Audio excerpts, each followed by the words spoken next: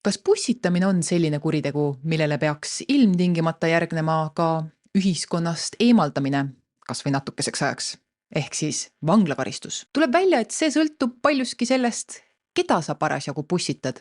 Kui sa juhtumisi pussitad enda elukaaslast, siis tuleb välja, et kuigi seadus näeb seda ette raskema teona kui niisama kellegi suvalist pussitamist, siis praktikas seaduse rakendajad käsitlevad seda kuidagi millegi vähemana. Tuleb välja, et kui sa oma elukaaslast pussitad või midagi muud hirmsat teed, näiteks ta näosegi peksad, siis võid üsna kindel olla, et sind ootab karistus vähem kui aasta ja sedagi tõenäoliselt täitmisele ei pöörata, ehk tõenäoliselt saad niinimetatud tingimisi karistuse. Miks nii?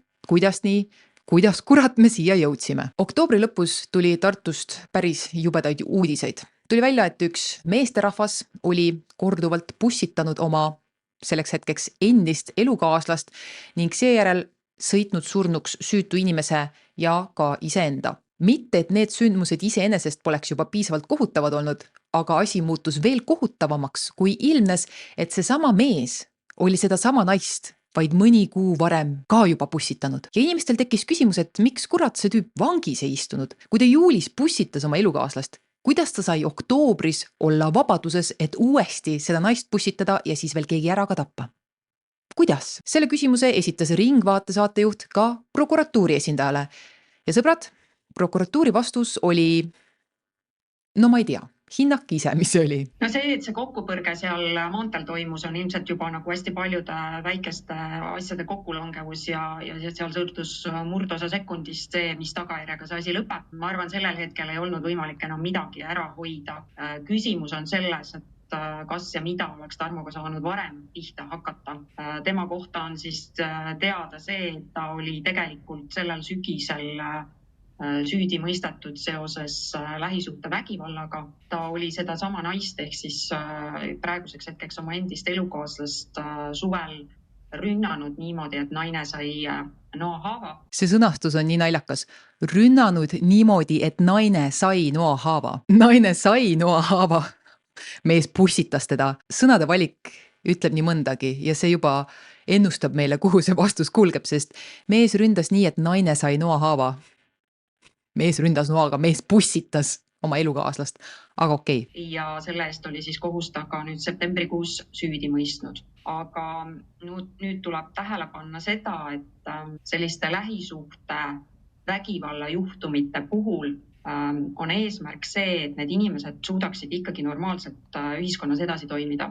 Ehk et alati püütakse leida selline lahendus ja mõõta selline karistus, et need suhted toimiksid edasi ja et see inimene toimiks ühiskonna liikmena edasi. Pange tähele, ta tõstab esile just lähisuhte vägivalla juhtumid ja ütleb, et karistus siis määratakse selle järgi, et inimesed saaksid ühiskonnas edasi eksisteerida, aga ta mainib ka eraldi, et suhted saaksid edasi toimida ja sõbrad, see sama loogika, mitte loogika minu jaoks on täiesti ebaloogiline, sest miks kurat peaks riik, veel vähem prokuratuur vaatama vägivaldset lähisuhet ja mõtlema, et nagu teeks ikka nii, et nad saaks ikkagi nagu suhtes edasi olla.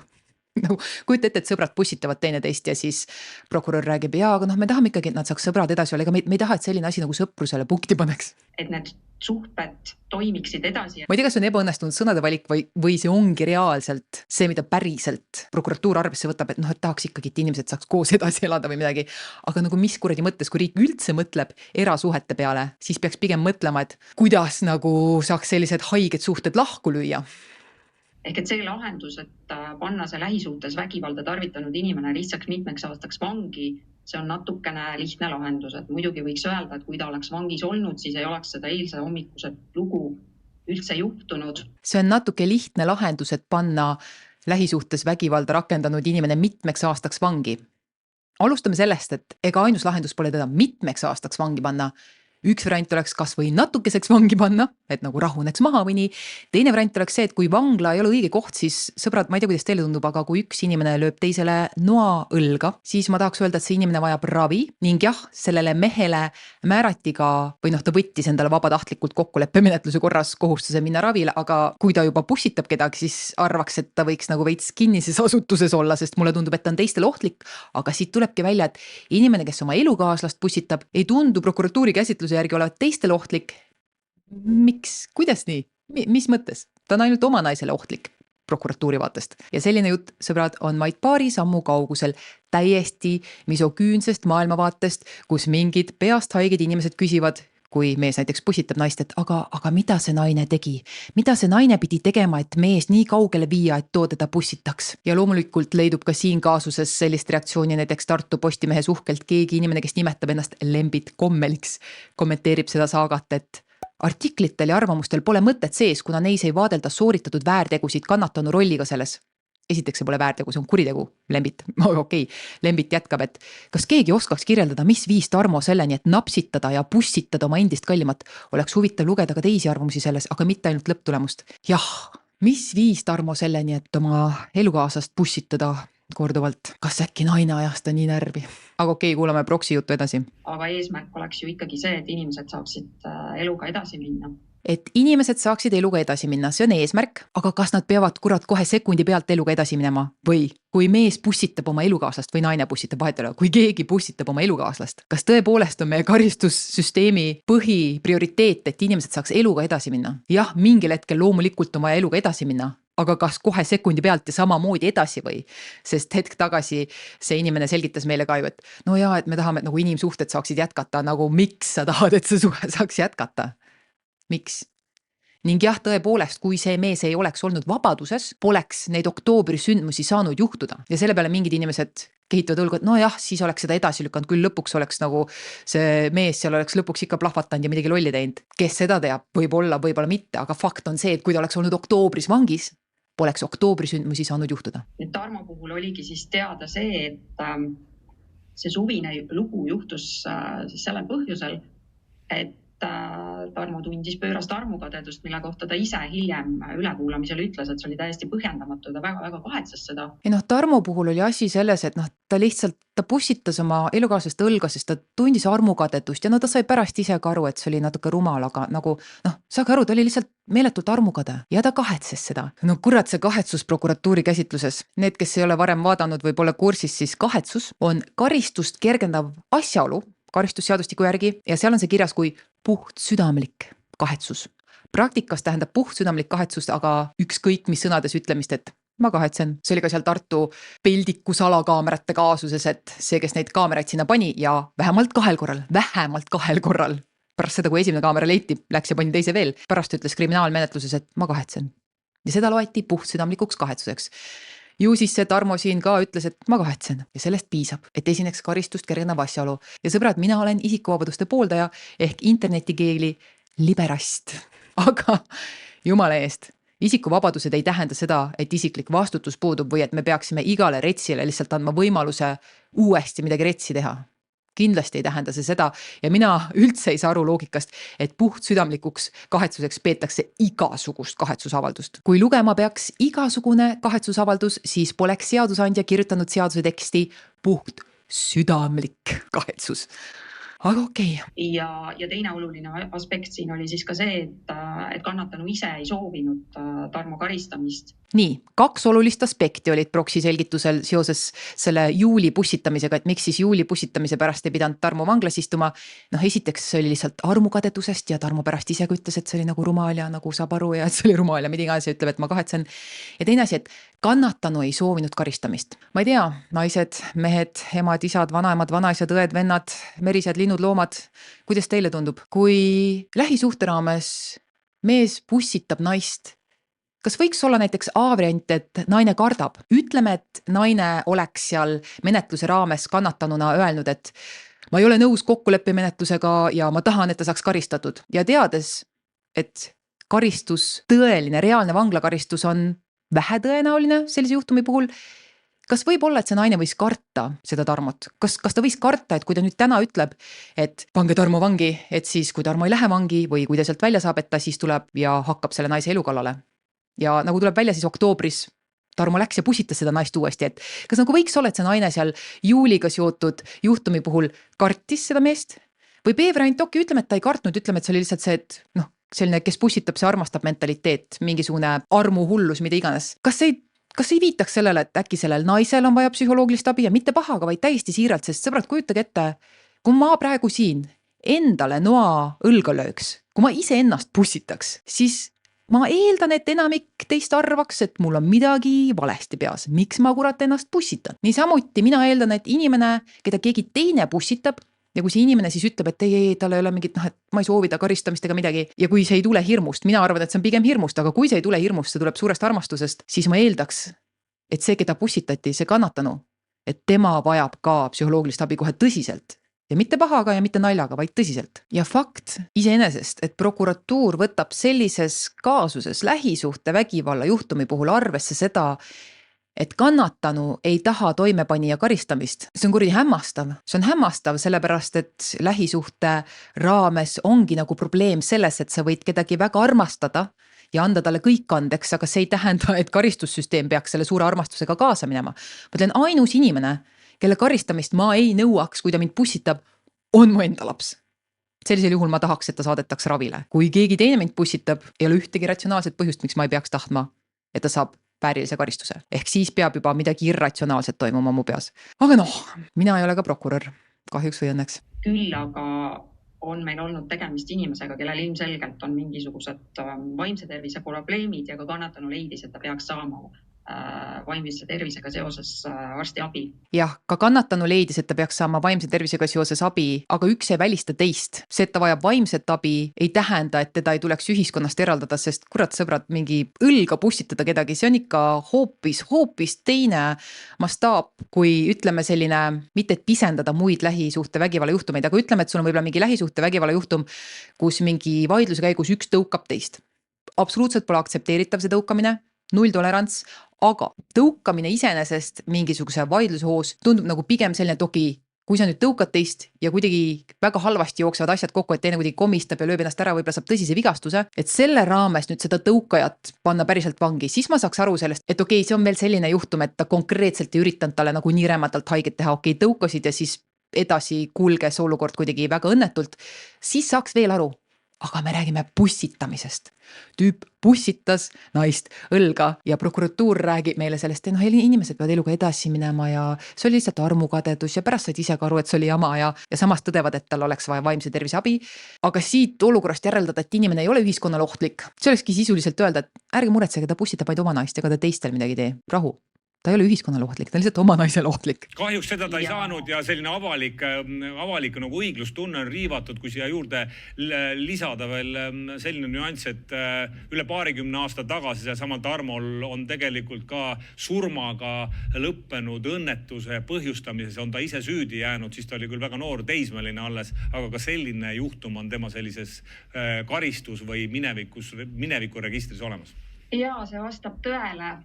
Aga eks siin ongi nüüd see küsimus, et see varasem juhtum toimus siis, kui Tarmo oli 15 aastat vana ja nüüd on ta 39 aastat vana, ehk et jällegi nii sirgjoonelist järeldust, et kui inimene on 15-aastaselt rängalt eksinud, et siis ta kindlasti kogu elu jätkab seda käitumist, et seda ju teha ei saa. Jah, sellega võib nõus olla, et kui inimene on 15-aastaselt teinud midagi, isegi midagi nii retsi, et kedagi ära tapnud, siis sellest ei saa elu lõpuni teha järeldusi, et noorena väga segaselt käitunud inimestest võivad kasvada korralikud kodanikud, aga sõbrad, see mees siin juhtumis, see peategelane, see Tarmo ei olnud see, kellest kasvas korralik kodanik, sest tema süütegude register on palju pikem ja teate mis, sealt leiab ka lähisuhte vägivalda. Ja me teame, et sel aastal juulis ta pussitas oma elukaaslast õlga, ta sai karistuseks kokkuleppemenetluse korras 8 kuud vangistust, mida täitmisele ei pööratud, ehk ta sai nii nimetatud tingimisi karistuse ja video teises pooles räägime juurasõpradega sellest, et mida see tähendab, see tingimisi karistus, millal seda määrata saab,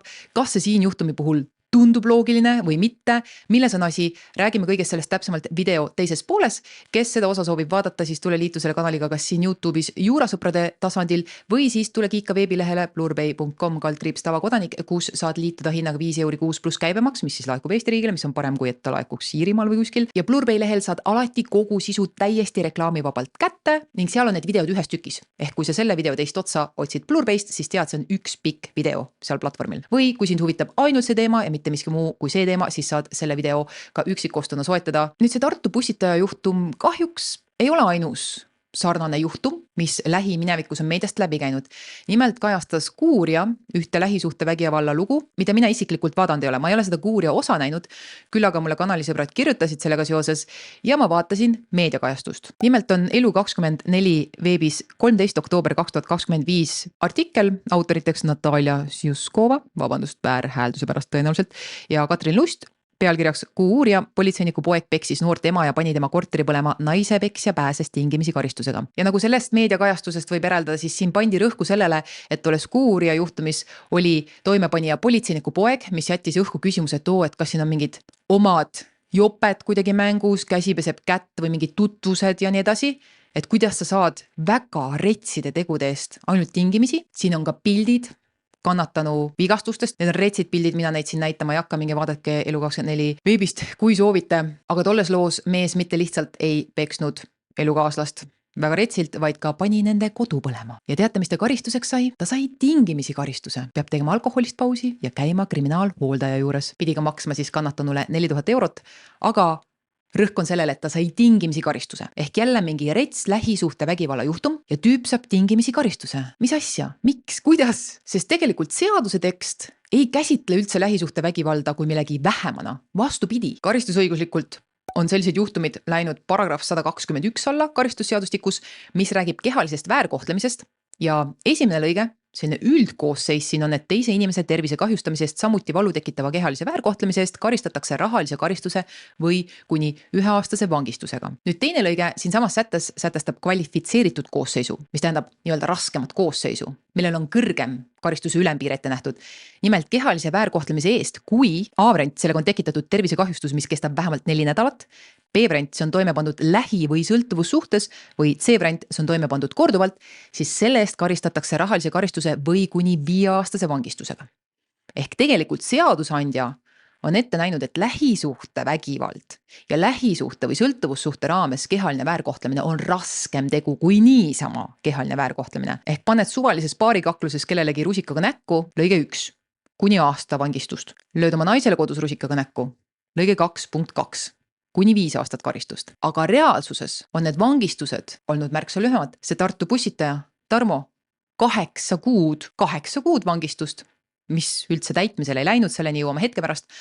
Aga 8 kuud, kuigi lähisuhte vägivalla puhul oleks võimalus määrata karistust kuni 5 aastat. Ja Tarmo puhul lahendati asi kokkuleppe menetluses, mis tähendab seda, et prokurör ja süüdistatav lepivad kokku, süüdistatav tunnistab ennast süüdi, kannatanu peab ka muideks nõus olema, ja siis lepitakse kokku, et mis siis see karistus saab olema, mis tõttu madalam karistusmäär kokkuleppe menetluse raames selles suhtes on loogilisem, et eesmärk on ressursse kokku hoida, et ei peaks hakkama minema kohtusse ja tõendama vaidlema, vaid tüüp võtab süü omaks, saab oma karistuse ja prokk saab järgmise asjaga edasi tegeleda, mis printsiibis võib olla väga mõistlik lahendus. Aga kurat lähisuhte vägivalla puhul kohati ebaloogiline, sellepärast, et lähisuhte vägivalla puhul on kannatanu nii kuradi seotud süüdistatavaga, et siin arvata, et kannatanu saab anda kehtivat nõusolekut, on maru kuradi naiivne, sest see kannatanu tõenäoliselt kas väga kardab või kui ei karda, siis nagu kurat, kuidas sa ei karda, kui su mees sind just bussitas. Nagu peaksid kartma. Aga milles siis on asi? Kui nagu seaduse tekst ütleb, et jah, lähisuhte vägivalla puhul peaks olema see karistus rangem, see on tõsisem asi, see on rängem kuritegu kui niisama kellelegi noa andmine. Annad niisama suvakale nuga, siis on nagu natuke kergem, välja arvatud siis, mis oli siin, kui sellega on tekitatud tervisekahjustus, mis kestab vähemalt 4 nädalat, ehk kui annad nagu natuke nuga, et paraneb kiiremini kui 4 nädalaga, siis see on kergem koosseis versus siis oma elukaaslasele noa andmine või ka rusikaga näkku, mida iganes see ei pea nuga olema, siis on raskem koosseis. Praktikas aga vaatame, et no kurat, annad naisele peksa või nuga siis nagu alla aasta ja sedagi tingimisi. Ja miks ta alla aasta on? See ei ole otseselt vahetult ja ainult proksi teema, et kurat proks, nagu miks sa ei või siis nagu seadust võtta seda ja rangemini kuidagi seda rakendada, vaid see on üldine kriminaalpoliitika teema. Mina mäletan kooliajast, mis oli üle 10 aasta tagasi, millal ma karistusseadustiku ainet võtsin. Kuulge, varsti saab 15 aastat ja mina üldse, ma ei ole karistusõiguse ekspert. Tänane video sisu, nagu ikka need teemad, on minul rohkem tavakodaniku vaatest, aga siiski juurasõprade jaoks video teiseks pooleks olen teinud kodutöö ära ja küsinud nõu targematelt inimestelt, aga karistusõigus pole minu teema, aga ma mäletan seda väga selgelt. Juba toona selgitati meile, et tegelikult karistusõiguse eesmärk ei ole niivõrd karistamine, mis on naljakas, sest selle nimi on karistusõigus, vaid rehabilitatsioon ehk kriminaalmenetlus ei peaks viima selleni, et kanname kellegi maha inimeste seast, vaid et kuidas teha nii, et see inimene saaks põhimõtteliselt korda ja normaalse inimesena edasi eksisteerida teiste seas. Ja teoorias mingite asjade puhul see on loomulik ja teoorias võiks palju näiteid tuua, kus absoluutselt me ei peaks nagu karistama, vaid peaks vaatama, et kuidas süsteem kedagi on alt vedanud. Näiteks kui lapsevanem suures hädas läheb varastab poest toitu, sest lapsed on näljas või mida iganes. Nagu ilmselgelt, mida me teda karistame, vaatame parem, et miks tal piisavalt tuge pole, kuidas teda aidata saab. Aga kui keegi pussitab oma naist, siis nagu ma päris nii ei vaataks olukorda, eriti kui me räägime inimesest, kellel on pikk süütegude register, seal hulgas ka varasemat lähisuhte vägivalda, aga selleni veel jõuame. Vaatame korraks seda kriminaalpoliitika teemat. Nagu ma ütlesin teile, et üks asi on see, et määratakse mingi absurdselt väike karistus. Kuigi seadus võimaldab kuni 5 aastat, siis siin pussitaja sai 8 kuud. Okei. Ma saan aru, et sa annad allahindlust kokkuleppe menetluse korral, aga nagu kui palju allahindlust sa pead andma? Ma ei tea, mille äri seda mõõdetakse. Teine asi on see, et siis ka see karistus jäetakse täitmisele pööramata. Ta on nii-öelda tingimisi karistus. Mida see tähendab on see, et inimene ei pea päriselt vangi minema, kui ta teatud tingimusi täidab. Kui inimene esimest korda paneb kuriteo toime, siis on võimalik, et see tingimisi vangistus ei sea ühtegi lisatingimust peale selle, et ära rohkem kuritegusid toime pane teatud aja jooksul vähemalt. Nüüd selliste inimeste puhul, kes on juba varasemalt kuritegusid toime pannud, nagu see Tartu pussitaja loo peategelane Tarmo, nende puhul tavaliselt nähakse ette ka mingisugune käitumiskontroll, näiteks mine arsti juurde, mine psühhiaatri juurde. Väga hea. Ja siis tuleb käia kriminaalhooldusametniku juures ennast näol andmas ja nii edasi. Ja kui inimene kõik need tingimused täidab, siis ta ei pea ka seda 8 kuud või mis iganes aeg talle siis tegelikult määrati, ta ei pea seda ära istuma, kui ta kõik need tingimused täidab. Ja miks see nii on? Nagu öeldud, siis kriminaalsüsteemi eesmärk on peaasjalikult rehabiliteerida, mis juba iseenesest natukene hakkab sisemise õiglustunde vastu, et kurat, mingi retse tegelasi tuleb ikkagi karistada ka. Aga noh, see on vist minust hästi tagurlik, primaarne, mingisugune ürgne ebaõiglustunne karjub kuskil sees, et päris nii ei ole, et kõik üritame korda teha, me ei saa kõiki korda teha, mõne me peame lihtsalt eraldama ühiskonnast vähemalt mõneks ajaks. Aga vangistus osas, miks siis seda vangistust hoitakse miinimumi juures? Sellele annab vastuseid selline kriminaalpoliitika dokument nagu seletuskiri Riigikogu otsuse kriminaalpoliitika põhialused aastani 2030 eelnõu juurde. Ehk sõbrad, kui te pole olukorraga rahul, palun kirjutage enda esindajatel Riigikogus. Ja siin on lehekülg 23 selgitatud vangistuse kohta. Et vangistus küll suurendab ühiskonna turvatunnet ja oleks küll turvalisem tunne, kui pussitajad istuksid vangis ja nii. Ent sellel on väga kõrge sotsiaalne hind. Eestis moodustab reaalne vangistus 20% karistustest. Sellele lisandub veel 58% tingimisi vangistust. Ehk pange tähele, reaalne vangistus on ainult 20% karistustest. Ja siin jätkub tekst, et edaspidi peaks vähenema vangistuse osakaal ning suurenema kogukondlike karistuste määr, mis oleksid tõhusamad ja rehabiliteerivamad, issand kui vastiks sõna, kui vangistus. Samas peaks vähenema ka vangistatute ja kriminaalhooldusaluste koguarv ning vältida tuleb seda, et vangistatute arv jääb küll samaks, aga kriminaalhooldusaluste arv tõuseb. Igast muudes sellelaadsetes dokumentides on ka hästi palju räägitud ennetamisest, et me peame ennetama neid lähisuhte vägivalla olukordi ja nii edasi ja kõik on nagu väga ilus ja bla bla bla, aga nagu kurat, kui me räägime vägivallakuritegudest, siis tundub inimese ühiskonnast eraldamine siiski vajalik samm. Mitte kõikidel juhtudel, kui on selline üks erandlik, ma ei teagi, paarikaklus on nagu ainus näide, mis mulle pähe tuleb, aga ütleme üks erandlik paarikaklus. Okei, inimene tegelikult ei ole ohtlik, aga võivad mingi erandlikud asjaolud tingisid mingisuguse reaktsiooni või sündmuste ahela või mida iganes. Teoorias suudab neid asju välja mõelda küll. Aga kui sul on selline tegelane, nagu see Tartu pussitaja, siis on väga raske sellega nõustuda. Miks? Nagu juba siin Ringvaate klipist välja tuli, siis jah, 15-aastasena Tarmo tappis kellegi, aga okei, jätame selle minevikku, ütleme, et ta oli 15, ta oli laps, ta aju polnud veel täielikult välja arenenud, jätame selle korraks lihtsalt kõrvale, sest see pole kaugeltki ainus asi, mida ta tegi. 2010 aastal ja keda see huvitab, siis on Tartu maakohtu 5. oktoober 2010 aasta otsus. Ma panen selle ka video alla kirjelduse kasti. Ja siin on samuti sama Tarmo süüdi mõistetud sama sätte järgi karistusseadustiku paragrahv 121 ehk kehaline väärkohtlemine ja samuti on ta siin süüdi mõistetud kokkuleppe menetluses. Ja siin on kirjeldatud sündmustikku nii. Tarmot süüdistatakse selles, et tema 1. aprillil 2010 kella 1 ja 2 paiku öösel Tartu maakonnas enda elukohas isiklike suhete pinnalt tekkinud tüli käigus haaras 2 käega oma tüdruksõbra kaelast kinni ja kägistas teda, mille tõttu tekkis viimasel õhupuudus. Seejärel lükkas Tarmo ta voodile istukile ja istus ise tema kõrvale, misjärel Tarmo ärritus uuesti, haaras parema käega kannatanu vasakust reiest kinni ja küünistas kannatanut. Eelpool nimetatud tegevustega põhjustas Tarmo oma tüdruksõbrale füüsilist valu ja tervisekahjustusena lülisamba kaelaosa põrutuse. Lülisamba kaelaosa põrutuse. Ta põhjustas kellegile lülisamba kaelaosa põrutuse ja siis ütleb meile see kohtuotsus kuriteoga tekitatud kahjulaad ja suurus puudub. Nagu 2 lauset tagasi ütles see sama otsus, et ta põhjustas tüdruksõbrale füüsilist valu ja tervisekahjustusena lülisamba kaelaosa põrutuse ja siis on kirjas, et kuriteoga tekitatud kahjulaad ja suurus puudub. Ma tahaks kedagi millegagi visata. Mis toimub selle kohtuniku peas, kes sellisele asjale allkirja paneb? Kuidas sa saad öelda, et kahju puudub? Okei, tõenäoliselt neil on siin mingi oma loogika, et nemad peavad silmas ainult varalist kahju. Et mitte varalist kahju nad ei näe, ei kuule, ei tea, ei tunne. Aga sellest rääkisime juba Pihlakodu kaasuse juures, seda siin täna kordama ei hakka. Aga ühesõnaga aastal 2010, kui Tarmo oli ammu juba täiskasvanud inimene, minule teadaolevalt ta on 85. aastal sündinud, mis tõttu ta pidi siin olema vähemalt 25 aastane. Okei, ma ei tea, millal ta sünnipäev on. Oota, tegelikult see on isikukood ju. Okei, ta oli siin 24 aastane. Ta on sünnipäev detsembris. Okei, ta oli 24 aastane ja ta kägistas oma tüdruksõpra sel määral, et ta põhjustas talle lülisamba kaelaosa põrutuse. Võiks arvata, et kui see Tarmo siis 15 aastat hiljem kellelegi noa alga lööb, et äkki korraks mõtleks, et äkki on ikkagi Tarmo ühiskonnal ohtlik, äkki ta ei peaks vabaduses viibima. Nüüd selle loo peale oli suur osa ühiskonnast väga kuri ja jumala õigustatult kuri, et kuidas kurat saab olla vabaduses tüüp, kes juulis pussitas oma elukaaslast õlga ja oktoobris ta on vabaduses, et pussitada seda naist uuesti ja korduvalt ja sõita surnuks keegi teine ja ennast ka. Kuidas ta sai vabaduses olla?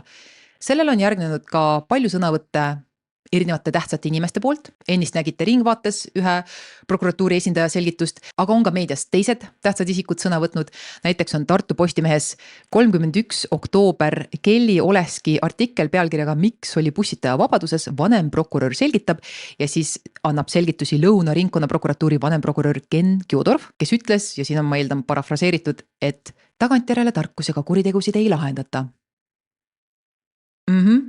Nõus, tagantjärele tarkusega kuritegusid ei lahendata, aga nagu sõbrad prokuratuuris, teil on lähisuhte vägivalla teemadel midagi väga valesti. Kui teie väga lugupeetud esindajad ütlevad meedias, et aga nagu kannatanu ei tahtnud tema karistamist. No shit, Sherlock. Kannatanu oli talt just nuga saanud. Tõenäoliselt oli tal põhjust teda karta ja ups, tuleb välja, et oligi põhjust teda karta. Ja kes oleks võinud näha seda tulemas? Iga kuradi inimene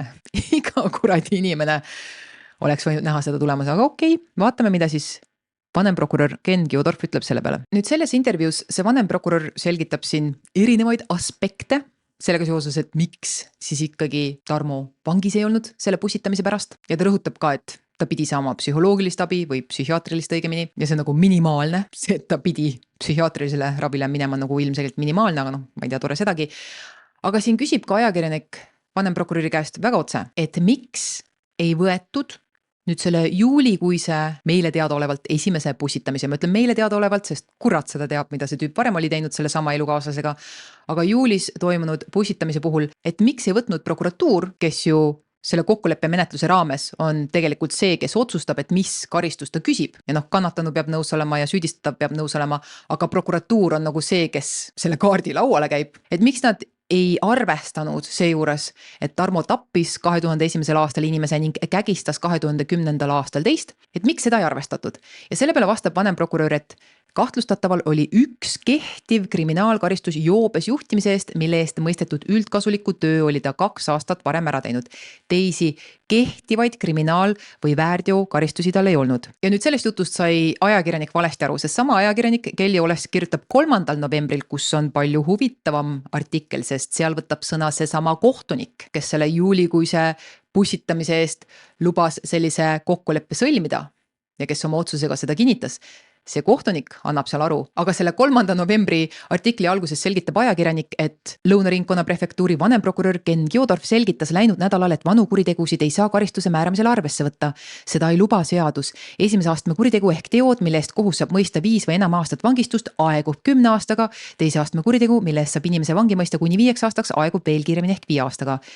Ja nagu mitte pahaga, aga hea Postimehe ajakirjanik, sa räägid muust asjast ja see on üks nendest näidetest, et miks ajakirjandusel võiks olla oma selline in-house ehk majasisene juriidiline tugi, et aidata selgitada neid asju.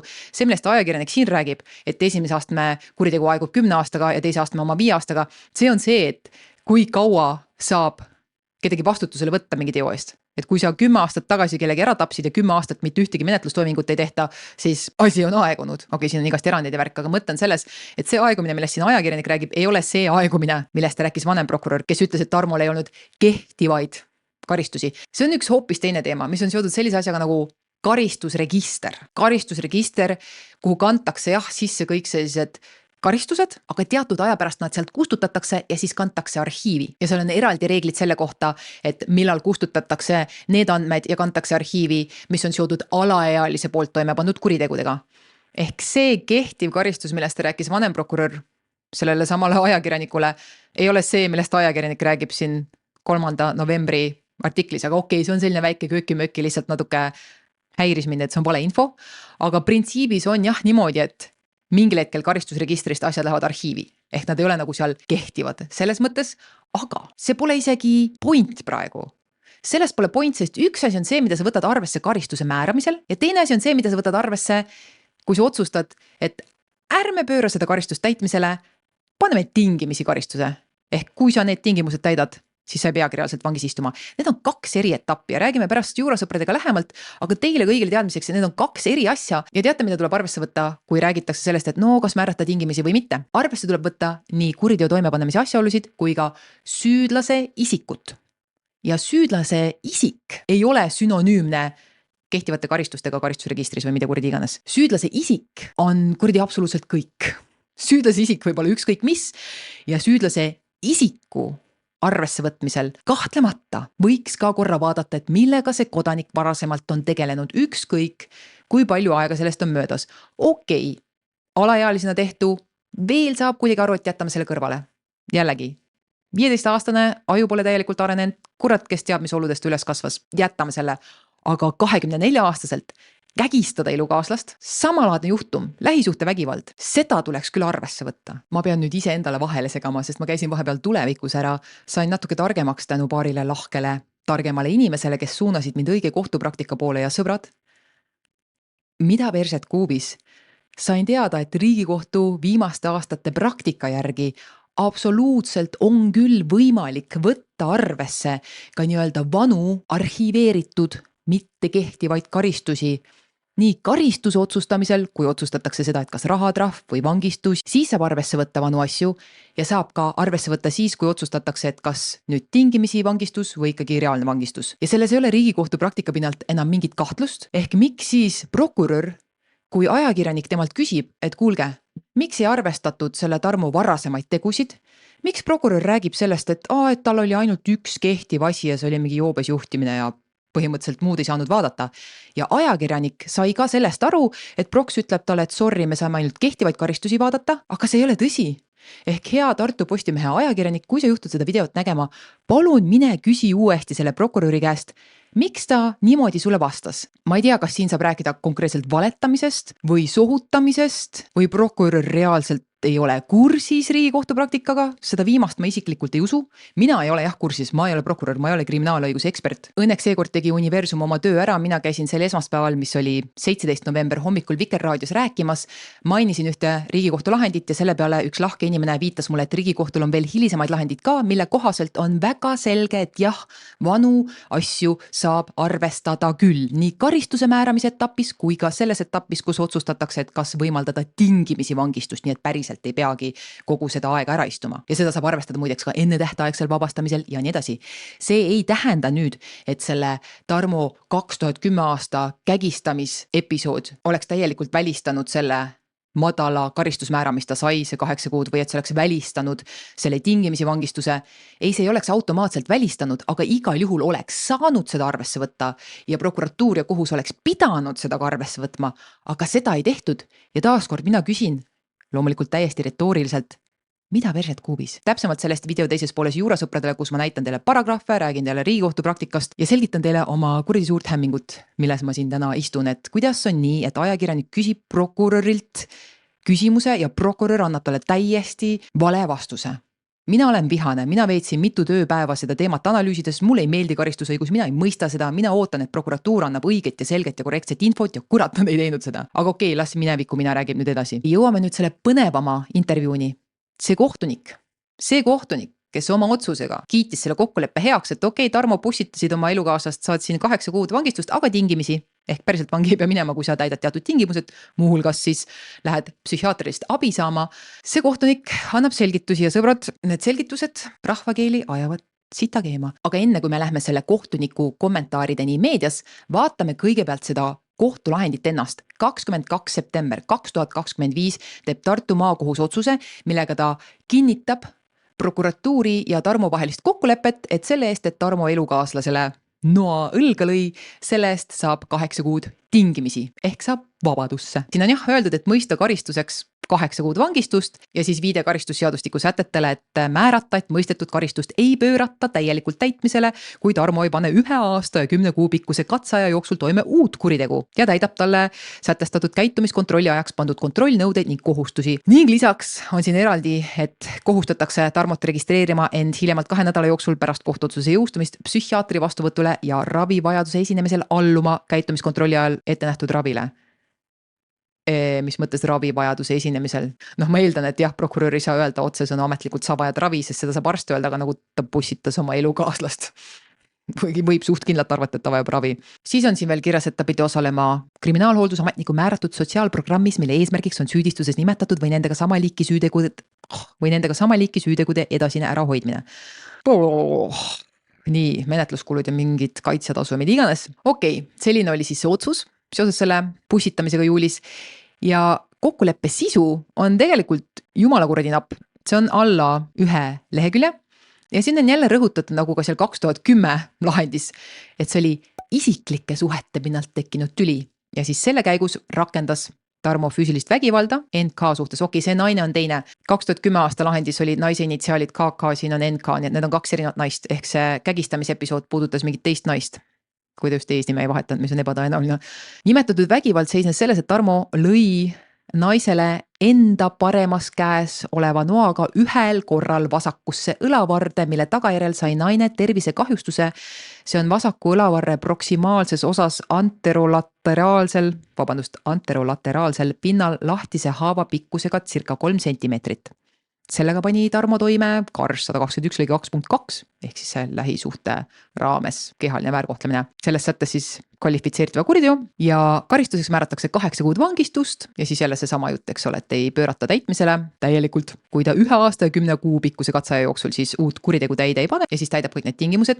Ja teate, millest siin sõnagi juttu ei ole? Siin ei ole sõnagi juttu millestki seoses Tarmo isikuga. Siin on null indikatsiooni sellele, et Tarmo isikut oleks üldse kaalutud selle otsuse juures, et see karistus oleks tingimisi. Isiku kohta on 0 infot ja nagu öeldud, seadus ei ütle, et tuleb vaadata karistusregistrist kehtivaid karistusi või mida iganes. Seadus ütleb, et tuleb arvesse võtta muuhulgas toimepanija isikut. Isik oli juhtumisi selline, et see isik oli 15 aastat varem teist naist kägistanud, nii et too sai, mis asi see oli mingi, mida ma enne ütlesin, väga tõsiselt kõlas, lülisamba kaelaosa põrutuse. Ta ohver sai lülisamba kaelaosa põrutuse. Ehk tõsine värk, sellest ei ole mitte midagi. 0 kaalutlust. Ja siin otsuses on selles mõttes 2 eristatavat osa. Üks on see kokkuleppe sisukirjeldus. Kokkuleppe on, eks ole, prokuratuuri ja selle kahtlustatava või süüdistatava vahelise, ta on ametlikult vist kahtlustatav veel selles etapis, süüdistatavaks ta muutub vist siis, kui süüdistusakt läheb kohtusse, ma täpselt ei tea, see pole relevantne hetkel, saate aru, mida ma silmas pean, et üks asi on see, mida siin Broks ja Tarmo kokku leppisid ja siis on kohtuseisukoht, kohus siis vaatab, et kas inimene saab aru sellest kokkuleppe sisust ja siis kohus märgib siin, et kriminaalasjas kogutud tõendid annavad küllaldase aluse Tarmo süüdi tunnistamiseks selle paragrahvi järgi ehk et täitsa alusetult ei saa ka Broks kokkuleppe menetluse alusel kedagi süüdlaseks tembeldada, keegi ei saa täitsa lampi süüdomaks võtta ja nii edasi, kõik tore. 0 viidet Tarmo isikule ja tema minevikule. Ja jällegi, vahet ei ole see, mis ta alaealisena tegi, jätame selle isegi kõrvale, kõigest muust juba piisaks. Ta on juba varasemalt kellegi teise suhtes, lähisuhtes ka vägivalda rakendanud ja mitte lihtsalt nagu mingi tõugelnud, mitte et see oleks õigustatud, aga siiski ta reaalselt kägistas kedagi nii, et too sai tervisekahjustuse. Ja sellest ma saan aru, et kohtunikul võib praegu väga kehv olukord olla, kus nagu tema teeb enda tööd nii, nagu ta arvab, et on õige ja ka riiklikud kriminaalpoliitika alused ütlevad meile, et vangistus ei ole, eks ole, see, mida me taotleme rehabilitatsiooni ja nii edasi. Tore. Aga kui ma loen ka tema selgitusi meedias, siis veits tekib küsimus, et nagu mis mõttes? Ja nüüd on mingi lause, milles ma ei tea, kas on kokkusattumus või midagi muud, aga prokuratuuri esindaja, eks ole, Ringvaates ütles midagi sarnast, mida ütleb siin see kohtunik. Kohtunik ütleb, inimest vangi panna on väga lihtne. On või? Ma arvaks, et ei ole, nagu mingi hilge menetlusi, tõendid ja kõik, ega niisama lihtsasti kedagi vangi ju ei panda. Aga ta jätkab, et meie peame silmas ka seda, et inimene saaks võimaluse ühiskonnas edasi elada. Okei, taaskord, kas ta peab kohe sekundi pealt saama oma elu lihtsalt niisama edasi elada? Peab aegalt käima kriminaalhooldusametniku juures ja peab aegalt võib-olla käima arsti juures, kui arst ütleb, et ta vajaks ravi, kui ta oma naist pussitas ja nii. Aga nagu põhimõtteliselt muus osas elad vaba mehena edasi. Mulle ei tundu, et see peaks nii olema. Siis läheb selle kohtuniku jutt kuidagi veel kummalisemaks, sest kui ajakirjanik tõstatab küsimuse, et ehk sai Tarmo liiga palju võimalusi, siis selgitab kohtunik, et, ja siin on parafraseeritud, need pole tsitaadid, süsteem püüdis teda aidata nii palju kui vähegi võimalik, aga lõpuks vedas Tarmot ikkagi alt, vastas Vahing, ehk see kohtunik. Ehk ta ütleb, et süsteem vedas Tarmot alt. Nagu minu arust Tarmo vedas ennast ise alt. Sest ma saan aru, et tal võis olla mis iganes lapsepõlv ja taust ja kõik see võib olla väga rets, aga täiskasvanud inimene vastutab enda eest lõppastmes ise ja oma tegude ja oma käitumisest, et süsteem teda alt vedas, ta ei olnud näljas laps, keda süsteem saab alt vedada. Ta ei olnud vägivalla ohver, keda süsteem saab alt vedada. Ta oli vägivalla toimepanija. Kohtunik selgitas, et talle püüti anda uusi võimalusi oma probleemidega tegelemiseks. See aga mehel ei õnnestunud. Ja nüüd on tsitaat, saame inimest aidata vaid teatud määral. Otsused tegi lõpuks ikkagi Tarmo ise. Ja nagu see on ka selline mida perset hetkesest, kas karistussüsteemi eesmärk on aidata toimepanijat. Ning kahjuks vastus mõnes mõttes on, et jah, sest kriminaalpoliitika dokument ütleb meile ka, et eesmärk on rehabilitatsioon, mis on ju seotud toimepanija isikuga, eks. Vaadatakse, et toimepanija saaks nagu taas ühendada ühiskonda, et ta saaks oma elu edasi minna. Kuidagi kuradi vähe rõhku on meil nendes juhtumites kannatanutel. Hästi palju rõhku on nagu toimepanijal. Kuidas kuidagi tema saaks eluga edasi minna. Ja see kohtunik rõhutab siin ja siin on jälle tsitaat, et Tarmo toonane elukaaslane soovis mehega koos edasi elada. Ta soovis, et mees läheks ravile. Nüüd tsitaat lõpeb ja artikkel jätkab, et ka ei soovinud nüüd juba endine elukaaslane lähenemiskeeldu, sest see oleks koos elamise võimatuks muutnud. Need aspektid olid karistust määrates väga olulised. See on see sama jutt, mida see Proksene rääkis, eks ole, et kannatanu tahtis taga koos elada, aga kui kannatanu tahtis koos elada inimesega, kes teda pussitas, siis võib-olla tuleks ma ei saa sellest loogikast aru. Kas nad korrakski mõtlesid, et äkki see naine kardab seda meest? Äkki see naine kardab, et kui ta ütleb midagigi muud, et tüüp tuleb ja pussitab teda uuesti, mida ta ka lõpuks tegi. Et kas nagu see kaalutlus käis läbi? Kuidas saab lähisuhte vägivalla puhul rääkida sellest, aga no kannatanu ka nagu ei tahtnud karistust ja nii ja naa nagu... Okei. Ja nüüd midagi fucking fantastilist kõikidele, kes väidavad end olevat konservatiivid. Ja mõned neist on lihtsalt kuradi naistevihkajad, sest sõbrad, kui palju olen mina saanud kommentaare stiilis, et naiste iseseisvus on läänemaailma hukatus. Ja vaatame nüüd, mis saab, kui naised ei saa olla iseseisvad. Nimelt selgitab siin kohtunik. Perevägivalla juhtumid on alati väga keerulised, selgitas Vahing. Nüüd on tsitaat, kannatanud paluvad sageli menetluse lõpetamist ja soovivad suhtes edasi olla. Tsitaat läbi. Huvitav miks? Ja siin artikkel jätkub, et selle võib olla palju põhjusi. Näiteks sageli aitavad mehed pere toidulauda katta. Ka Tarmol oli ülalpeetav. No vot, kui naine ei suudagi iseseisvalt leiva lauale tuua, siis võibki juhtuda see, et sul on selline mees, kes kurat pussitab sind ja siis on see veel kuidagi leevendav asjaolu kriminaalmenetluses, aga näe, mees on ju see, kes toitu lauale toob. Mis me teeme? Kuidas me ta vangi paneme? Nii võib minna naistel, kelle tagala pole kaitstud. Ja mul on tulnud neid sõnumeid ja kirju naistelt, kelle tagala pole kaitstud ja kurat, see on südantmurdev. Alati see pole füüsiline vägivald, õnneks see pole alati pussitamine, aga nii palju on majanduslikku vägivalda ja kõigil algas lugu ilusti. Kõigil algas armastusest. Mingil hetkel sai nagu armastus otsa või siis kellegil langes mingi mask. Ehk naised kurat kaitske oma tagalat, sest ei taha sattuda olukorda, kus te peate olema koos mingisuguse retsiga, sellepärast et tema on see, kes toob leiba lauale. Ja veel rõhutab siin kohtunik ja taaskord tsitaat. Ühiskond on tõtanud Tarmot hukka mõistma, tühistama Tuleb aga meeles pidada, et ka Tarmol olid lähedased, tal on laps, kuidas see kõik neile mõjub. Sõnas Vahing ja lisas, et samuti olid mehel vaimse tervise probleemid. No shit, Sherlock, ilmselgelt olid vaimse tervise probleemid, kui ta ühte naist kägistas ja teist naist pussitas ja siis uuesti pussitas.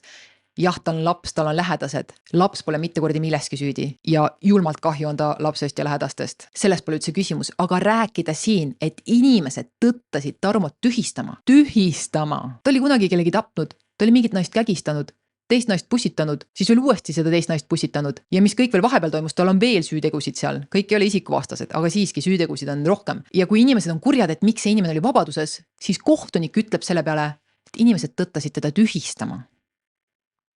Kas te saate aru? Enam ei tohi elukaaslast pussitanud inimest ka hukka mõista. See on ka tühistamine. Kui midagi negatiivset arvad mingist sündmusest või juhtumist või käitumisest, kohe on tühistamine. Ja sellist juttu räägib meil kohtunik. Ma ei tea. Mis toimub? Kuidas me siia jõudsime? Miks me ei tohi naise pussitamist hukka mõista? Miks me ei tohi naise korduvat pussitamist hukka mõista? Miks me ei tohi lähisuhte vägivalda hukka mõista? Ma ei tea. Aga kahjuks sel ajal, kui suurem osa Eestist on hämmingus, et kuidas lähisuhte vägivalda nii mitte lihtsalt leebelt, vaid ka minu vaatest loogika vastaselt suhtutakse, et öeldakse, et aga kannatanu oli ju nõus kokkuleppemenetlusega, kannatanu ei tahtnud karistust. Kannatanut just pussitati selle inimese poolt, kes on ilmselgelt ohtlik. Kas kannatanu on see kõige objektiivsem osapool siin olukorras? Sel ajal, kui enamik meist tahaks näha tugevamat kaitset lähisuhte vägivalla kannatanutele, tahaks näha ratsionaalsemat käitumist toimepanijate suhtes, õiglasemat tulemit. Sellel ajal hoopis Riigikogus mingisugused kloonid tõmblevad selle nimel, et taganeda mingisugusest konventsioonist, aga sellest räägime juba teine kord. Nüüd aga läheb juurasõpradega jutt edasi sellest, et mis kordi asi see tingimisi karistus on, millal seda määratakse, kas oli siin juhul loogiline, mis üldse toimub sellega. Teistele aitäh vaatamast kuulamast ja järgmise korrani.